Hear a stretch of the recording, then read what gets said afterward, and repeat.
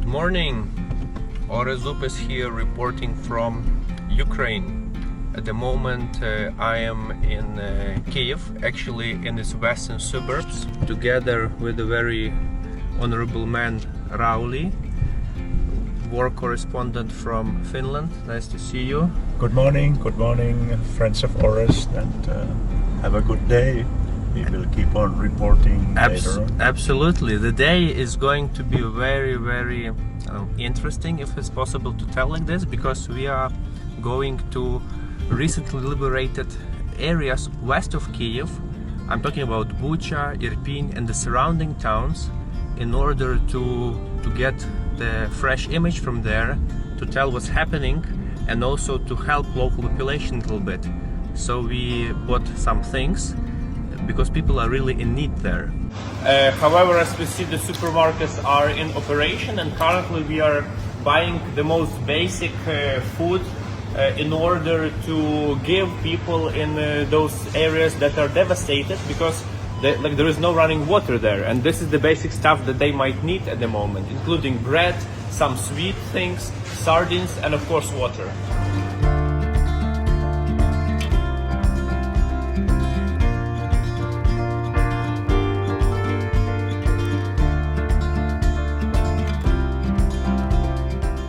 Oh, this is the ruined house, the outskirts of Kyiv.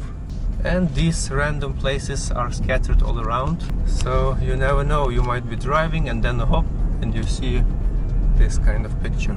We are approaching Bucha. These are the outskirts. The entire section of the village is destroyed. Once a colorful house is in ruins. The reason we take such a small road to get out of the large metropolis is that the main highways are not passable at the moment. The bridges connecting Kyiv from the west have been bombed in order to prevent a Russian army to advance on the capital. So that's why now, when the control over the territory is restored, thousands of people have to take the back roads in order to travel between the towns. And that's really put a lot of problems for the logistics. But we know shortcuts, and those are the places we are going through now. What's really astonishing is that you can see these brand new condominiums, and would not even imagine that this can be a war zone over here. Yesterday we were driving here at night and everything was completely dark. It was completely dark. It means that people left from here, and that's true. Yeah, so over than half population of Kyiv had to flee for the safety reasons, and now it will take quite a while for them to come back.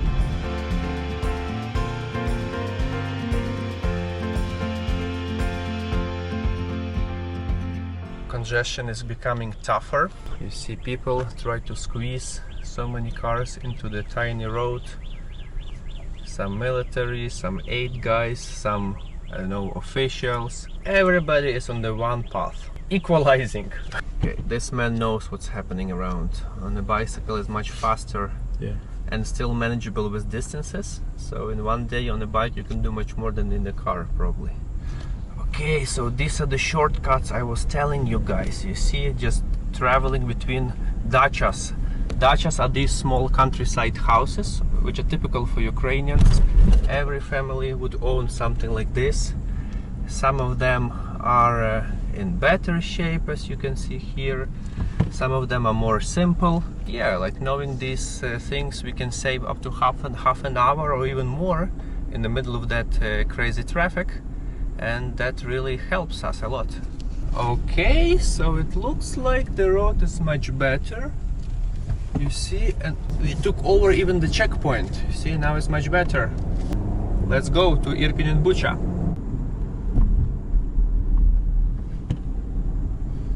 By the way, yesterday we were lucky to visit Irpin. So if you would like to see how the city looks like now, just watch one of my previous videos, and this will give you an idea what's happening there at the moment. Here is getting some raination. You see here, here. This is the part of the highway, guys, yeah, that have been bombed. You see, Rauli, there it's blocked, and there the bridge is blasted. Yeah. That's it. Yeah, look at this, guys. Oh my god. I read that starting from today there is a curfew in Irpin and Bucha areas. So I hope we'll manage to get in, because there is some big traffic I see, which is probably caused by the more strict rules at the checkpoints. But let's hope that we will get into, because it's not only about us wanting to report something, but also about the people who are waiting for a few useful things from us that we were able to get in Kyiv. Oh, okay, this is getting more serious here. You see, guys, this huge tank lying down, another one, and this, wow. Some heavy fights have been happening here, as you see. Terrible scenes. Even the road is blocked, so they have to take over the tank. Okay, let them drive and then we pass. Wow. Off-road in the war zone. Just a random car in the middle of the road. We just arranged with a man from Irpin, whom we cannot reach unfortunately, to meet near the block post just outside the city, and we've got for him something. So he asked for the keys, because there are now many looters that are, you know, stealing things from their home. And yesterday in Irpin you could see his estate, or at least leftovers of it. He was very sad, and he told that like he has to stay in the house in order to prevent looters to break in. And I asked what he wanted, what he needs, and he told like, can you bring us like a lock, yes, that will be possible to use for security. So we are organizing this kind of logistical operation at the moment, and that's like the least was possible to do in such a situation, obviously. There he is, Volodymyr. He took. Okay. Hello, hello, Good привіт. morning, how are you? Привіт. Добрий день. От ваші замки. Боже, як я вам дякую. Ми ще для вас дещо маємо. So we have water and some food. Okay. Хліб, дякую, дуже велике дякую. Good luck. Let's wish all the best, and we will be, if we can try to visit you again when the curfew is over. All right, so we did pretty well logistically, right? He managed to come to us, and now we don't need to go to Irpin anymore. Maybe later, but our priority now is Bucha. You see, very close to Irpin, very close to Kyiv. We managed to get in from the west. As you can see, huge shopping malls are completely destroyed. Intersport, this is the network of sport gyms, and epicenters like different building materials, like our Ukrainian kind of IKEA with the wide selection of different products. And this modern tower is next to it. I have friends living over there. I've been to Bucha not long time ago, actually, about half a year, last summer. Actually, I was playing a tennis tournament, and I remember this place as the prosperous town with many shopping malls, with sports centers, and this is one of the biggest devastation I see here in Bucha, actually. So you see the epicenters, like different construction materials, and surprisingly the towers, like the brand new towers here, remained relatively untouched. There is just one hit over there, I see, and this place gives us the entire orientation over the city. It's a mystery how such a main vantage point became untouched. It could be used as the place for snipers around, who knows, but one of my friends actually was living there before she escaped Bucha, so I will tell her that hopefully your apartment is fine. She will have to figure this out once she'll be able to come back to Bucha. Oh, and these houses are already fine. Look on the right, you see it was protected. Car washing station. That was a shopping mall. I think that can be the street with a lot of vehicles, you remember? Yeah, There were that's many. the one in Bucha, the main. Looks like it Yeah, was. now we're coming to the area. Yeah, we're going Heavy to park fighting. somewhere there.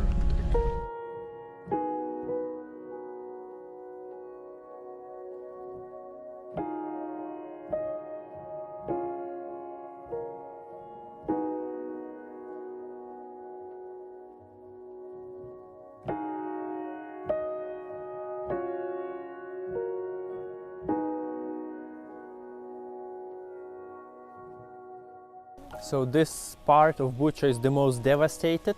You've probably seen pictures of a lot of heavy Russian armor, tanks and other vehicles being stuck in one place.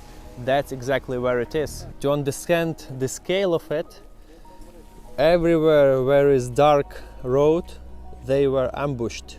And a couple of days ago, this was cleaned because the road was unpassable. So now people can actually have access to here and see what happened to this part of the city. In the middle of this massive devastation, you see a couple of blocks away their house is still standing without windows, of course, and more modern buildings on the skyline. They are more lucky than what happened here. I don't think that after seeing all of this it's possible to have the same image of the world as before.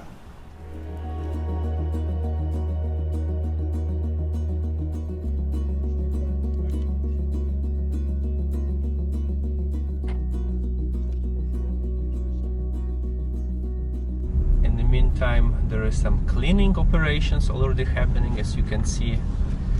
People are adapting very fast, and like nature, it will probably be restored also hopefully soon. But at the moment, this is not a place to live, definitely. Small lunch break. Yeah. Oh. Like in the good old times, right? Mm-hmm. Enjoy. Mm-hmm. Sardines and baton, like Ukrainian bread. No restaurant, no cafe is working in this area. There is not even running water in most of the towns. So we brought some barrels and simply give them to people who might need it. I just met nice two ladies. Hello. They showed us something very important. I'm going to join Rauli now, but in the meantime we gave them a lift and also giving some food that we were able to bring. So wish you good luck. Всього найкращого. Спасибо вам. That was just horrible. They told about how the Russians were killing men, raping women, shooting randomly in different places. It was just the first time I really was exposed to this direct explanation from the local person who was living here in Bucha. Oh wow. Thanks God they are safe. And she asked me like, Orest, do you think when will it finish? To me it feels like it's, you know, maybe it's finished around Kyiv, but they're like really afraid. I can see that the army can come back. Today is the first day when one of the bridges is opened, making it a shortcut to Kyiv comparing to other travels that we did. However, the traffic is very bad, and as you can see there, somebody is having a lift, and then people will probably walk a few hundred meters to cross the bridge and then take another bus from there to Kyiv.